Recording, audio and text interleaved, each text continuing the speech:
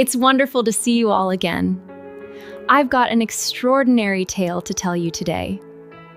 Carry these to the car, Cassandra, and try not to scuff the leather this time, Beatrix Vance snapped. She didn't look up from her reflection in the gilded floor-to-ceiling mirror of the hotel penthouse, instead focusing on adjusting the tilt of her wide-brimmed hat. The air in the suite was thick with the cloying, heavy scent of gardenia perfume, a fragrance that always seemed to precede her mother like a warning siren. Cassandra stood by the mahogany side table, her fingers brushing against the cold, condensation-slicked surface of a glass of sparkling water. She didn't move. She simply watched the woman who had vanished 15 years ago, only to reappear 3 days ago with a trunk full of debts and a heart full of demands. "Did you hear me?" Beatrix asked, finally turning. Her eyes swept over Cassandra's simple navy blouse and slacks with a look of profound disappointment. "Honestly, that outfit. It's no wonder you're stuck in some dreary IT basement. You look like you're dressed for a funeral, not for your mother's homecoming celebration." In the corner of the room, Julian and Sophie sat on the velvet sofa, their faces masks of strained neutrality. Julian's jaw clicked, a rhythmic sound that betrayed his rising temper, while Sophie stared hard at her phone, her knuckles white. They were the witnesses to this familiar theater, the children who had been left behind when the money ran dry, now being treated like stagehands in the revival of Beatrix's social life. "The car is waiting, Mother," Cassandra said, her voice a calm, level contrast to the sharp edges of the room. "But I'm not the porter. The hotel staff can handle the bags." Beatrix let out a short, jagged laugh that grated like glass on stone. "The hotel staff, with the tips they expect. Don't be ridiculous. Every penny counts right now, especially since you're clearly not making enough to support a family of 4 in the style we deserve. I checked your LinkedIn, darling. Senior systems architect sounds very impressive, but we both know it's just a fancy word for fixing printers." She stepped closer, the rustle of her silk dress filling the silence. She reached out, flicking a stray thread on Cassandra's shoulder with a sneer. "I've invited Elias Sterling to dinner tonight. He's the kind of man who appreciates pedigree. If he sees you looking like a janitor, it reflects poorly on me. Now take the bags.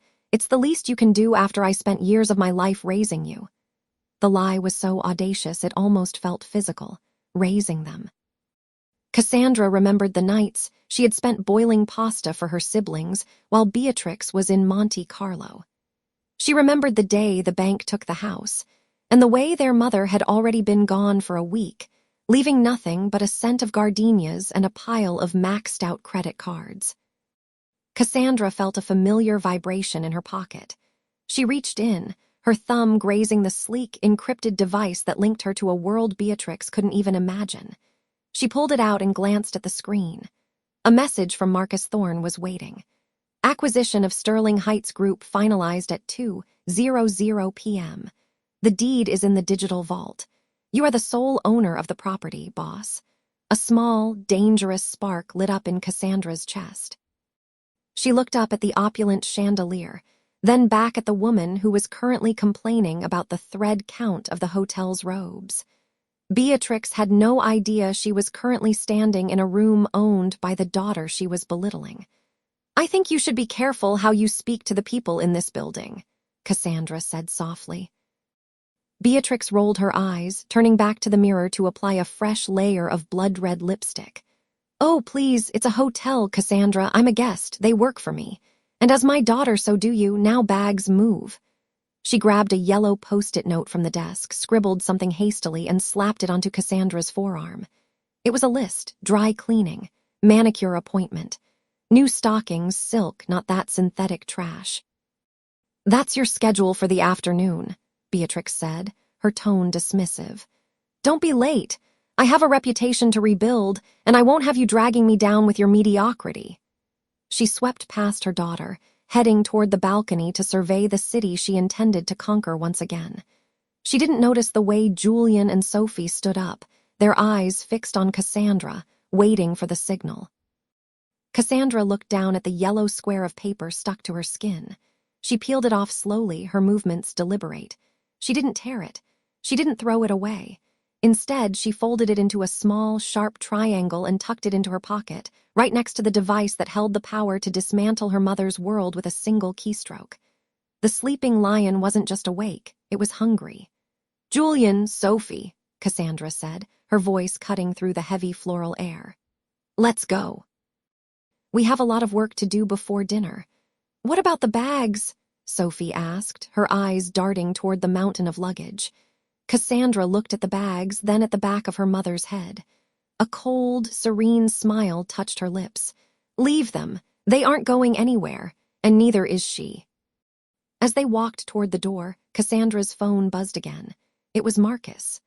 "Elias Sterling is asking for a meeting with the new owner before tonight's gala. Shall I tell him you're unavailable?" Cassandra stepped into the hallway, the heavy oak door clicking shut behind them with the finality of a gavel. "No," she typed back, her fingers steady. "Tell him I'll be there. I want to see the look on his face when he realizes who's actually running the show." She glanced back at the suite number. Beatrix Vance thought she was the guest of honor. She had no idea she was merely a tenant on borrowed time. The countdown had begun, and Cassandra Vance was holding the clock. The following morning, the sun bled through the floor-to-ceiling windows of the Sterling Group's executive suite, casting long, predatory shadows across the mahogany desk. Cassandra Vance sat in a chair that cost more than the annual rent of her old apartment, watching the city breathe below. The air in the office was thin and smelled of expensive ozone and roasted Arabica beans. The heavy door clicked open. Elias Sterling stepped inside, his usual iron-gray composure faltering for a fraction of a second as he looked at the woman sitting in his chair. He didn't see the modest, quiet IT girl who had spent years blending into the background of corporate offices. He saw the shadow owner of the very floor he stood on. "Ms. Vance," he said, his voice dropping into a respectful register. "I must admit, when Marcus told me the identity of the majority shareholder, I found it difficult to believe. The world thinks you're a ghost." "Ghosts are harder to kill, Elias," she replied, her voice as cool as the glass behind her. She didn't offer a handshake. She didn't need to. "I trust the transition of the Vance estate assets into the Sterling portfolio is complete." "Legally, yes," Elias said, moving to the desk. "But your mother is already making quite a stir at the Grand Regency. She's been charging everything to the master suite account, jewelry, spa treatments, even a vintage bottle of crystal for breakfast. She seems to believe the hotel is part of her rightful inheritance." A thin, dangerous smile touched Cassandra's lips. "Let her enjoy the illusion for a few more hours. The higher she climbs, the more air she'll need on the way down." Her phone buzzed on the desk. The caller ID read Mother. Cassandra tapped the speakerphone, and the silence of the office was immediately shattered by a shrill, entitled bark. "Cassandra, where on earth are you?" Beatrix Vance didn't wait for an answer. "I went to the boutique to pick up my gown for the gala tonight, and the clerk had the audacity to say my card was declined. I told him who I was, of course, but the little peasant wouldn't budge. I need you to go down there and pay the deposit with your little savings. I'll reimburse you once the lawyers finalize the Vance Trust transfer tomorrow. And tell Julian to stop moping. He's expected to be my escort tonight, and I won't have him looking like a pauper." Elias watched Cassandra, his eyebrows lifting at the sheer audacity of the woman on the line. "The cards are restricted for a reason, Mother," Cassandra said, her tone deceptively mild. "Don't you mother me with that tone. I've spent the last 20 years waiting for what I'm owed. I sacrificed my youth for you ungrateful children, and now that I'm finally back in my rightful place, I won't be embarrassed by a common shopkeeper. Get the money, Cassandra, or don't bother showing up tonight. I have a reputation to rebuild, and you're currently a liability." The line went dead. The silence that followed was heavier than the noise. "She has no idea, does she?" Elias asked softly. "She sees what she wants to see," Cassandra said. She stood up, the silk of her charcoal suit whispering against the chair. "She sees a daughter she can use and a fortune she thinks she stole. She doesn't realize that the Vance Trust she's so eager to claim hasn't existed for a decade. I bought it out through a shell company when I was 22. The door opened again, and Marcus Thorne entered, carrying a thick leather folio. He looked from Elias to Cassandra, a predatory glint in his eyes. "The paper trail is ready," Marcus said, laying a series of documents on the desk. "We have the original ledger from your grandfather's estate, and right next to it, the forged transfer papers Beatrix used to drain the children's educational funds before she fled to Europe. The handwriting analysis is a 100% match. It's not just a civil matter anymore, Cassandra. It's felony fraud." Cassandra looked down at the forged signatures. Her mother's handwriting was elegant, loopy, and utterly heartless. She felt the cold weight of the evidence, a tactile weapon she had spent years forging in the dark. "Save it for the gala," Cassandra said, her voice dropping to a whisper that carried more threat than a scream. "I want her to feel the silk of that gown against her skin. I want her to hear the applause of the high society she craves. And then I want her to watch as the world realizes she's nothing but a common thief in a borrowed dress." "The gala starts in 6 hours," Marcus noted, checking his watch. "The guest list is confirmed. Every major donor, the press, and the city's elite will be there to witness the return of Beatrix Vance." Cassandra turned back to the window. The countdown had moved from days to hours. She could almost hear the ticking of a clock that Beatrix didn't even know was in the room. 6 hours, Cassandra repeated. She touched the cold glass of the window. "Tell Sophie and Julian to get ready. Tonight, we aren't just guests. We're the ones closing the gates." 2 hours later, the late afternoon sun bled through the floor-to-ceiling windows of Marcus Thorne's private office, staining the expensive Persian rug a deep, bruised crimson. Cassandra Vance stood by the glass, her reflection ghosting over the skyline she secretly influenced. Behind her, the sharp, metallic click of a briefcase opening broke the silence. Marcus cleared his throat, his expression as unreadable as the legal statutes he lived by. "It's all here, Cassandra, the final piece of the puzzle." He slid a manila folder across the mahogany desk. It looked ordinary, but the contents were explosive enough to level the social standing Beatrix had spent decades fabricating. She turned, her movements fluid and deliberate. She didn't rush to the desk. Instead, she let the anticipation hang in the air, a thick, palpable weight. When she finally reached for the folder, her fingers brushed the cool, heavy paper. Inside lay the silent adoption agreement from 1998, a document Beatrix thought had been incinerated along with her old life. "She didn't just leave them," Cassandra whispered, her eyes scanning the looping, arrogant signature at the bottom of the page. "She sold them. $200,000, Marcus confirmed, his voice devoid of emotion. "Paid out in 3 installments to a shell account in Zurich. In exchange, Beatrix Vance legally terminated all parental rights to Julian and Sophie, transferring them to your late uncle. She signed away her motherhood for a down payment on a Parisian lifestyle." The scent of old ink and floor wax seemed to sharpen in the room. Cassandra felt a cold, hard knot of satisfaction tighten in her chest. For years, Beatrix had played the part of the grieving mother who had been forced away by family politics. This paper proved she was nothing more than a merchant who had traded her children for a designer wardrobe. Her phone buzzed on the desk, the vibration jarring against the wood. A message flashed on the screen, a voice note from Beatrix. Cassandra pressed play, and the office was suddenly filled with a voice dripping with honeyed condescension. "Cassie, darling," the recording began, followed by a light, tinkling laugh. "I've just seen the preliminary seating chart for tonight. I've tucked you away at table 42 near the kitchen. I'm sure you'll be more comfortable there, away from the cameras. And please do try to find something to wear that doesn't scream entry-level it. I have a reputation to maintain, even if you don't." Marcus's jaw tightened, but Cassandra only smiled. It was a small, dangerous curve of the lips. Another notification followed, a photograph of a diamond-encrusted necklace resting against a velvet cushion. "The Vance legacy," the caption read, "back where it belongs." "She's wearing the heirlooms," Sophie said, stepping into the room from the shadows of the hallway. Julian followed her, his face a mask of restrained fury. They had heard the recording. They had seen the photo. Sophie walked to the desk, her hand trembling slightly as she touched the adoption papers. She sold us like furniture, and now she's wearing our grandmother's diamonds to celebrate her triumphant return to a family she abandoned. She thinks she's the protagonist of this story, Julian added, his voice low and vibrating with a decade of suppressed hurt. She thinks tonight is her coronation.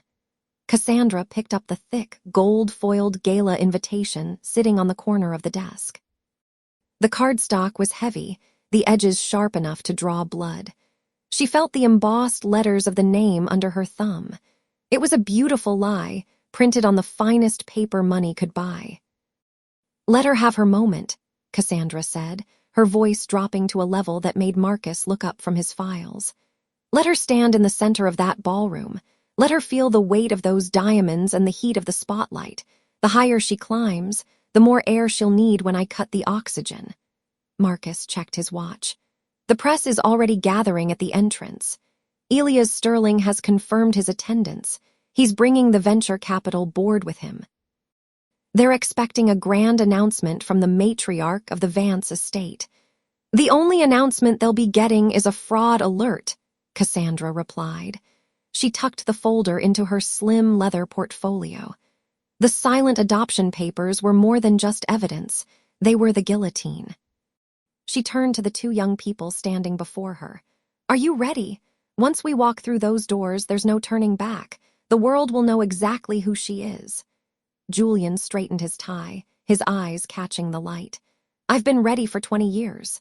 Sophie nodded, her gaze fixed on the invitation.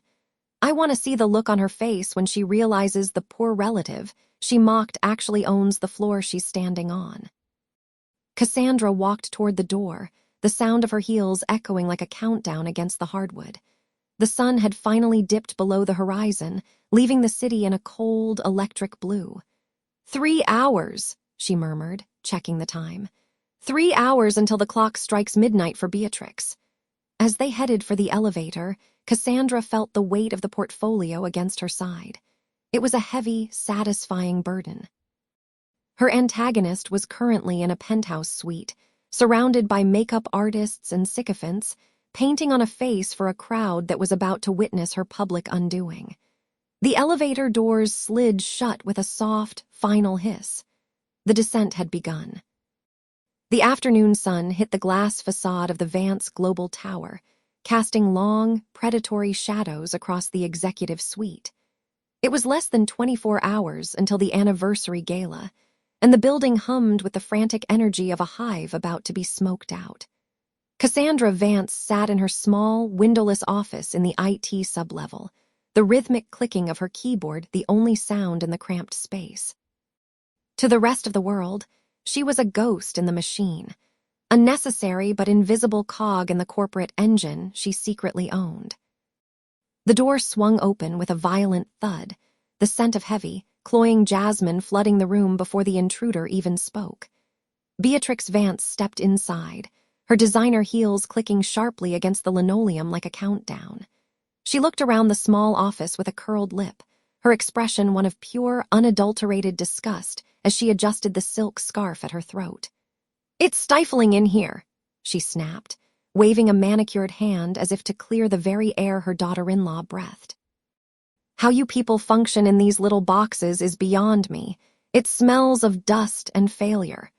She didn't look up immediately. She finished the line of code she was writing, her fingers steady despite the proximity of the woman who had spent years trying to erase her. "Can I help you, Beatrix?" The older woman stiffened at the use of her first name, her eyes flashing with a familiar icy fire.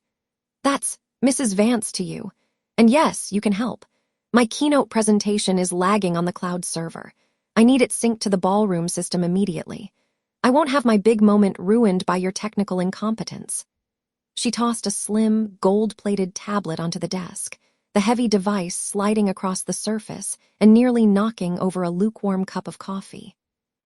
The arrogance was a physical weight in the room, a suffocating layer of entitlement that the woman wore like her emerald necklace. "I'll take a look," she said quietly, picking up the device. Her thumb brushed over the screen, her mind already seeing the backdoors she'd built into the server months ago. Though sometimes the things we want to show the world aren't the things that actually end up on the screen. Systems can be unpredictable. Beatrix let out a sharp, mocking laugh that grated like glass on stone. Is that supposed to be a joke? Stick to the wiring, dear. Philosophy clearly isn't your strong suit, and neither is fashion, judging by that polyester blend you're wearing. Just make sure the slides are perfect. This gala is my coronation. The board is finally recognizing that I am the heart of this legacy. The heart, she repeated, her voice devoid of emotion. She looked up then, meeting the woman's gaze with a level of intensity that made the antagonist pause. You should be careful. Legacy is a fragile thing. It only takes one crack for the whole structure to come down. Sometimes the foundation is rotted long before the roof falls. For a fleeting second, a flicker of uncertainty crossed the woman's face. She adjusted her posture, her eyes narrowing as she studied the woman she had spent years dismissing as a nonentity.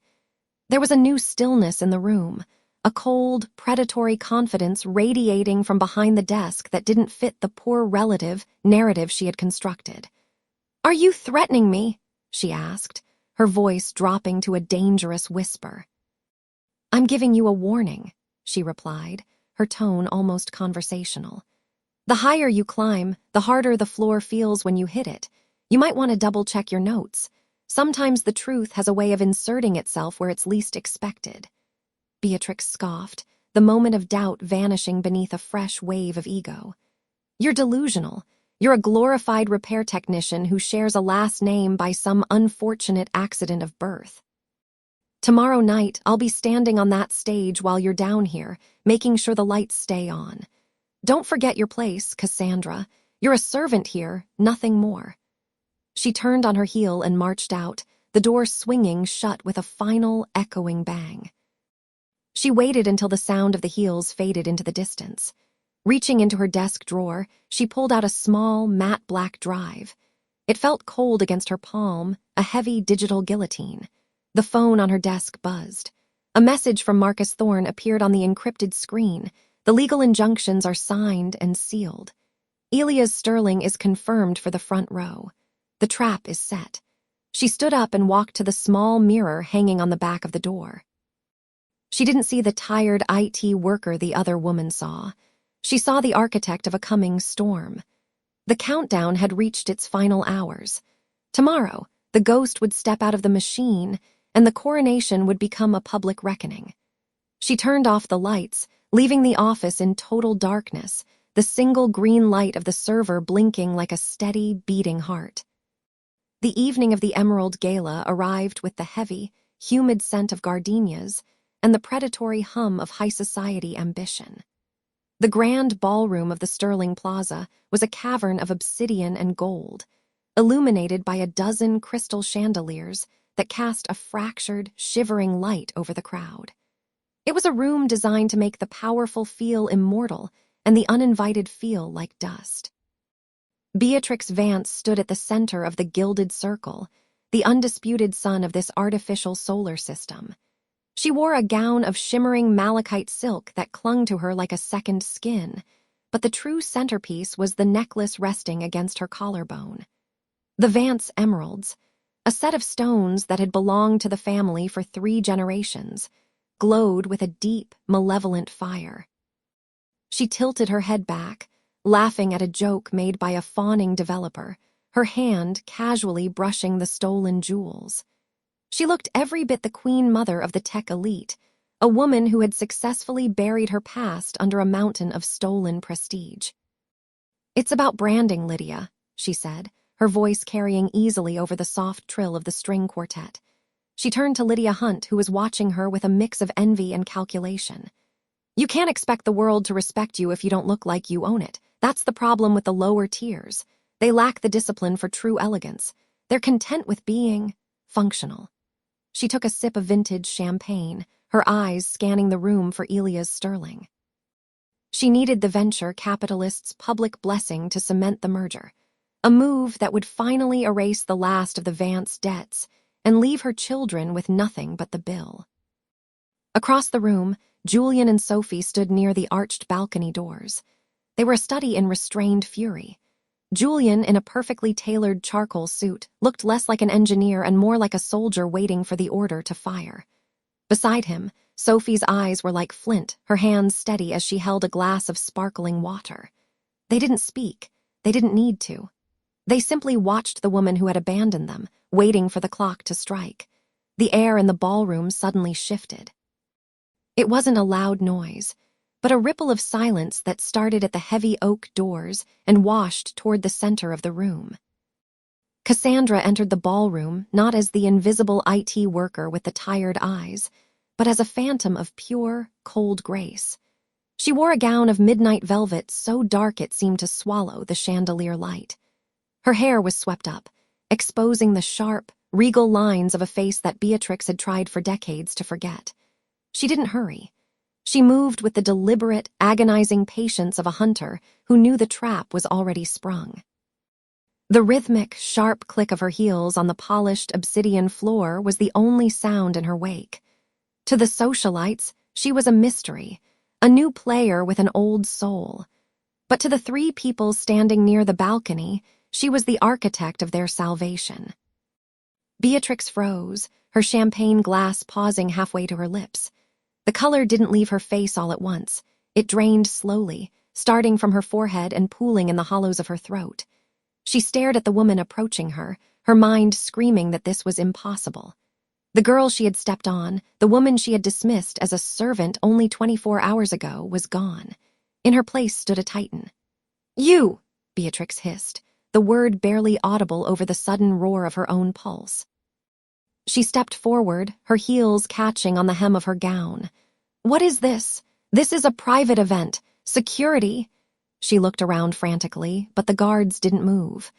They remained like statues at the perimeter, their gazes fixed forward. Cassandra stopped exactly 3 feet away. The scent of her perfume, something crisp like ozone before a storm, cut through the cloying gardenias. She didn't look angry. She looked bored. It was the most insulting expression she could have chosen. "The security is mine, Beatrix," she said, her voice a low, melodic thrum that seemed to vibrate in the floorboards. "Everything in this room is mine. I thought it was time you stopped pretending otherwise." Beatrix let out a sharp, jagged laugh, her hand flying to the emeralds at her neck. "You're delusional. You're a ghost, a nobody. You think a borrowed dress and a bit of makeup changes the fact that you have nothing. I am the head of this family. I am the one Elias is here to see." "Is that so?" The crowd parted as Elias Sterling stepped into the light. The legendary investor didn't look at Beatrix. He walked straight to Cassandra and bowed his head in a gesture of profound, uncharacteristic respect. "The board is assembled in the private gallery, Cassandra Vance," Elias said, his voice echoing through the hushed room. "The documents are ready for your final signature. We are waiting on your word to begin the transition." The silence in the room became absolute. Lydia Hunt's jaw dropped. The fawning developers stepped back, physically distancing themselves from Beatrix as if her arrogance were contagious. Beatrix's hand began to shake, the emeralds clinking against each other with a frantic, metallic sound. "Cassandra! Vance! No, that's not possible. The name is mine. I took it. I earned it." "You stole it," Cassandra corrected, her voice hardening into a blade. She leaned in closer, so only the woman who had betrayed her could hear. "And tonight I'm taking the interest back." She turned her gaze toward the front of the room, where a massive projection screen was being lowered over the stage.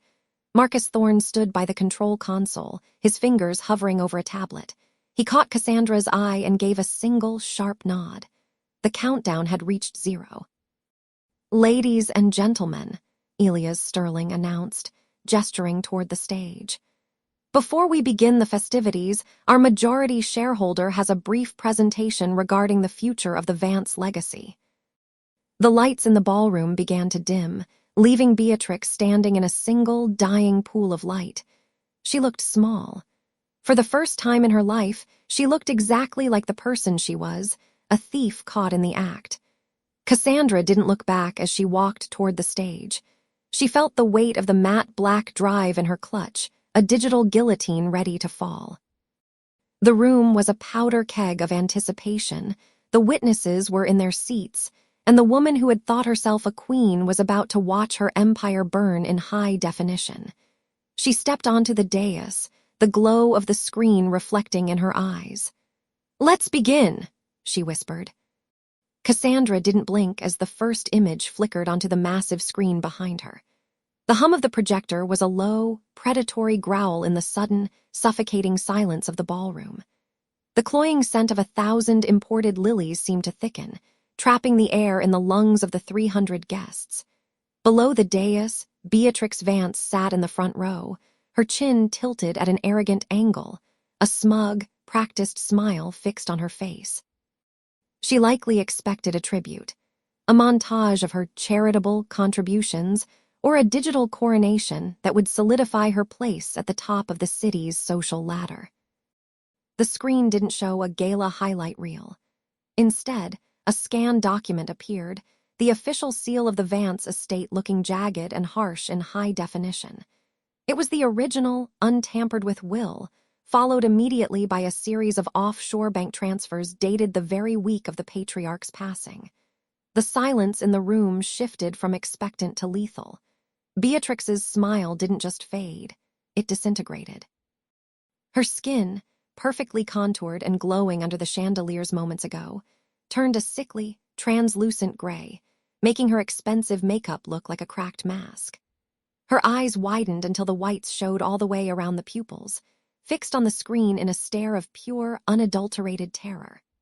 Her jaw slackened, her lower lip trembling almost imperceptibly as the color drained from her face, leaving her looking 20 years older in the span of a single heartbeat.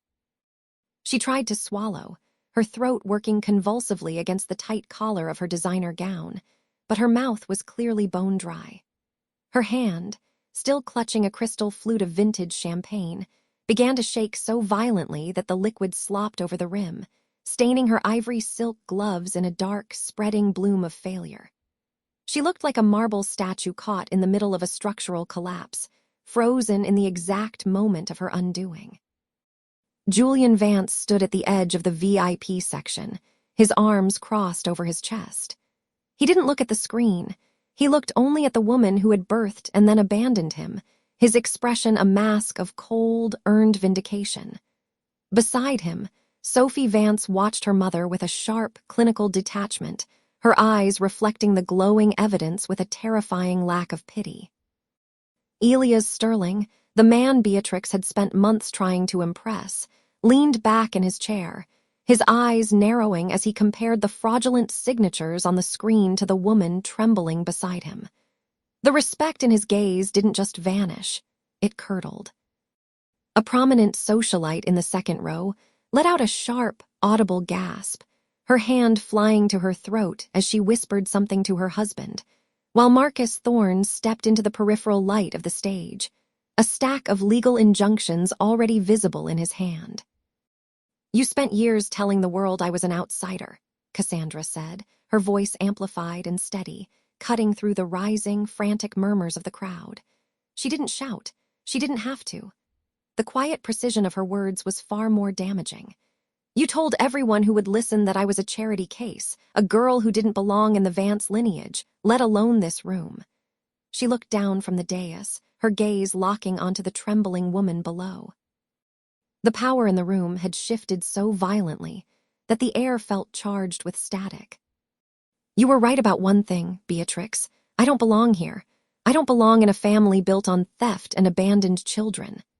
Cassandra leaned slightly forward, the light of the projector casting the words grand theft across her own steady features. "But you're wrong about who owns this legacy.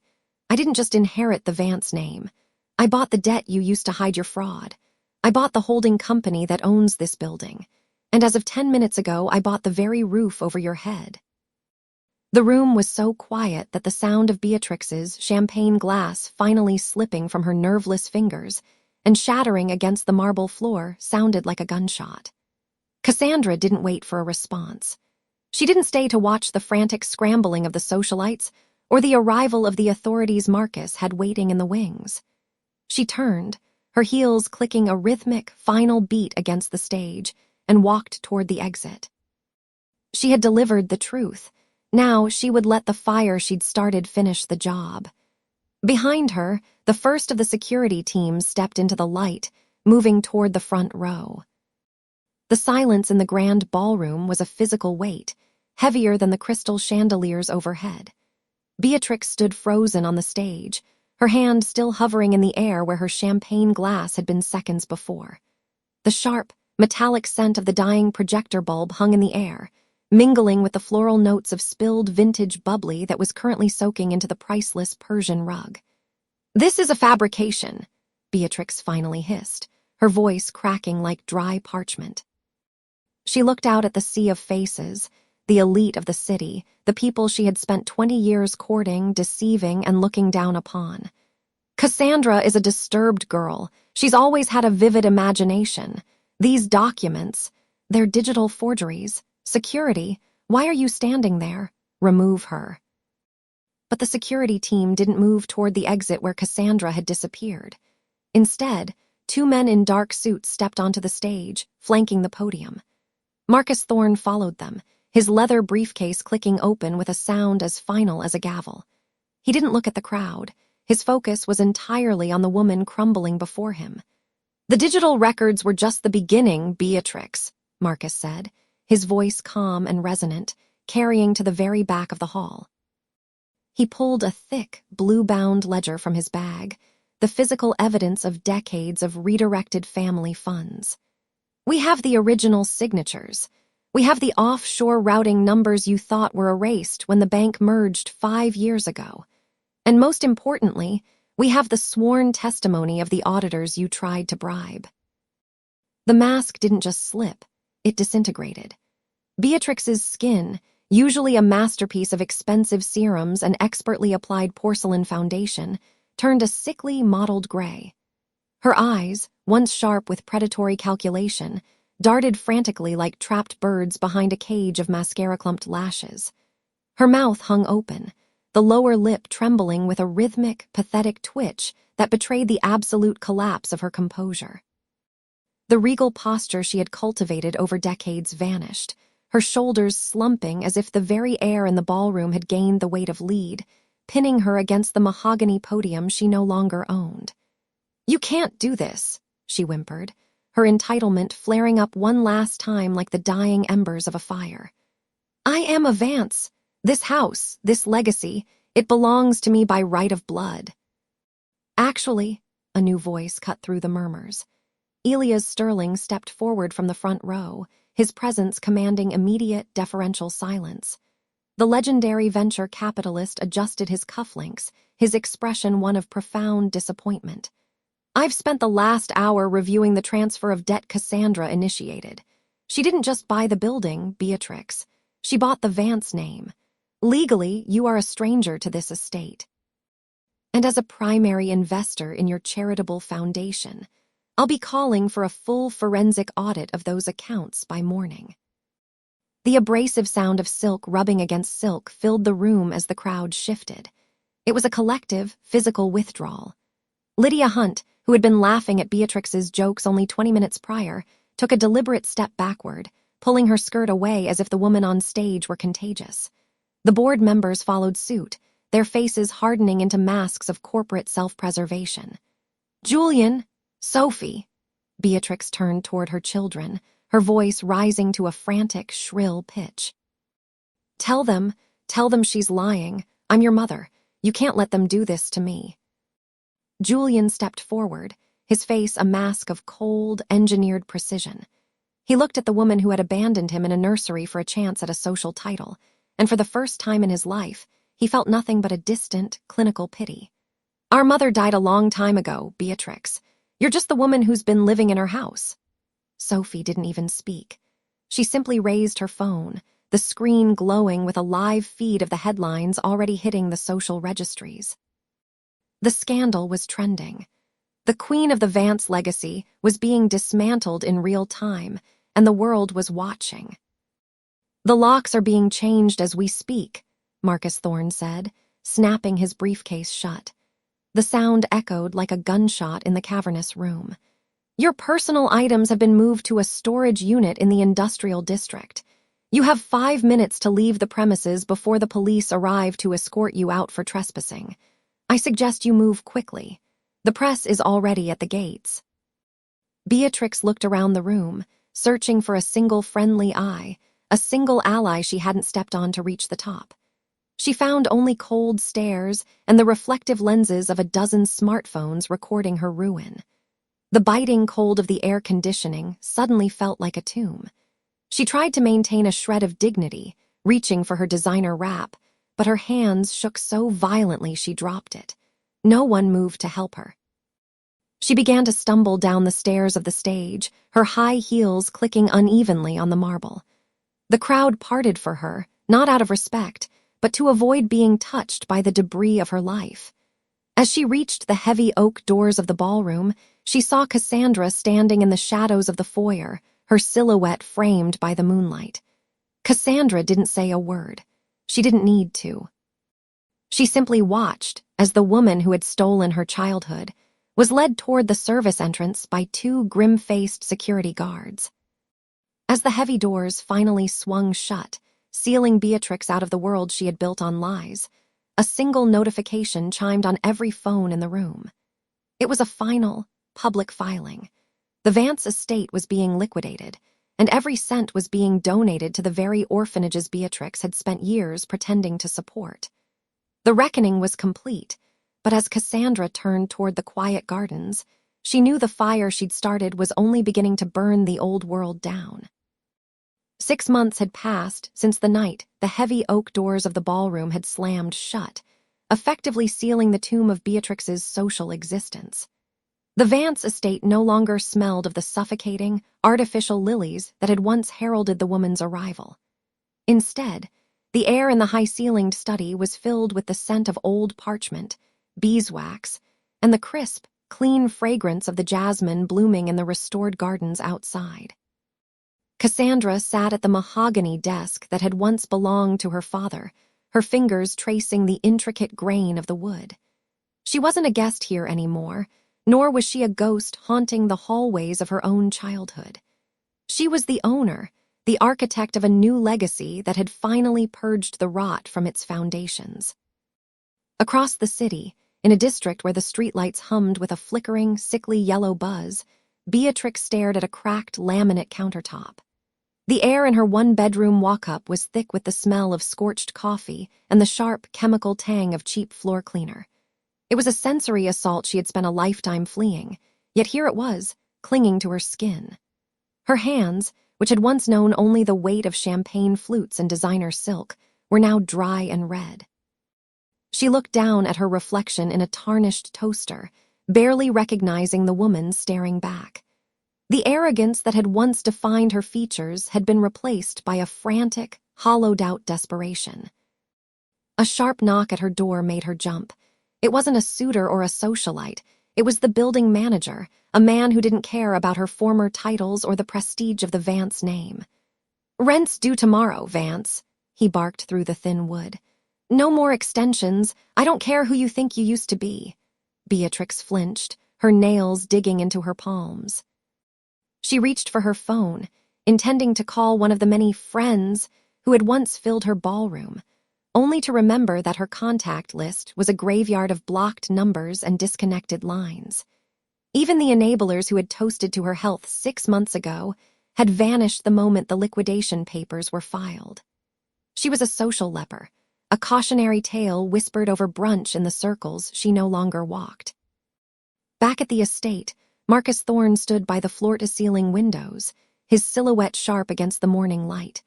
He held a small, velvet-lined box with the reverence of a man handling a holy relic. "The final piece has been recovered," Marcus said, his voice carrying the professional satisfaction of a long-fought victory. "She tried to pawn it at a shop in the garment district 3 weeks ago. The owner recognized the Vance seal and called the authorities immediately." Cassandra took the box, her breath catching as she opened it. Inside lay the sapphire brooch, the sleeping lion. It was the piece her mother had intended for her, the one Beatrix had stolen and hidden away as a final act of spite. Touching the cold, smooth stones, Cassandra felt a strange sense of finality. The jewelry wasn't just gold and gems, It was a piece of her history that had been held hostage by a woman who valued price tags over people. "And the legal proceedings?" Cassandra asked, her voice calm and steady. "Complete," Marcus replied. "The fraud charges regarding the estate taxes were upheld. Beatrix has been ordered to perform 300 hours of community service at the very orphanages she neglected. Her assets are frozen, and the restitution payments to you, Julian, and Sophie will consume whatever meager income she manages to scrape together for the next decade." The door to the study swung open, and Julian and Sophie walked in. They looked different, lighter, as if a physical weight had been lifted from their shoulders. Julian, the brilliant engineer who had once been a shadow of a man, now carried himself with a quiet authority. Sophie, whose wit had once been a shield, now used it as a bridge. They were a family again, bound not by the trauma of their mother's narcissism, but by the shared victory of their survival. "Elias Sterling just called," Julian said, a small smile playing on his lips. "The Foundation's first grant has been approved. We're officially turning the West Wing into a scholarship center for foster youth. He said it's the best use of Vance money he's seen in 40 years. Cassandra looked at her siblings, then out at the gardens. The victory was absolute. Beatrix was gone, reduced to a memory that grew dimmer with every passing day. The public humiliation had been the catalyst, but the permanent, grinding reality of her new life was the true punishment. She was living the very life she had mocked, forced to witness the success of the children she had discarded from the windows of a bus. Yet, as Cassandra watched Sophie laugh at something Julian said, she felt the bittersweet sting of the cost. They had won, but they had lost their mother long before the legal battles began. They had the house, the name, and the brooch, but the years of wondering why they weren't enough could never be fully repaid. She closed the velvet box, the click echoing in the quiet room. The fire she had started had burned the old world down, and from the ashes they had built something honest. Cassandra stood up, joining her siblings by the window. The sun was high now, illuminating the path forward. The lion was no longer sleeping, it was home.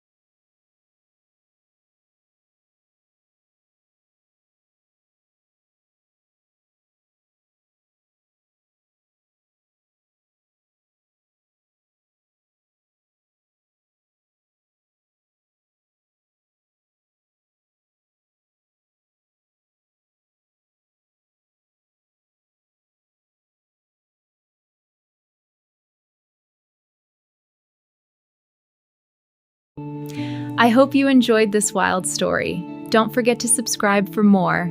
See you in the next one.